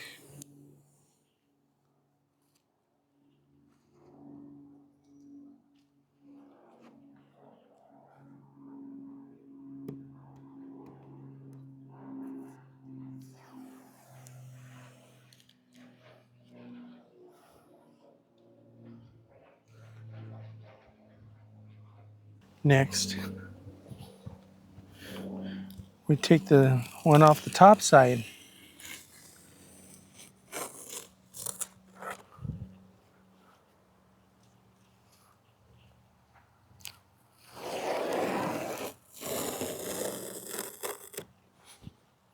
Mm-hmm. Mm-hmm. Yep. Yep. So check back next Sunday morning for our next episode.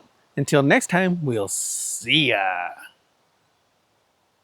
If you like this video, you'll really like the next one.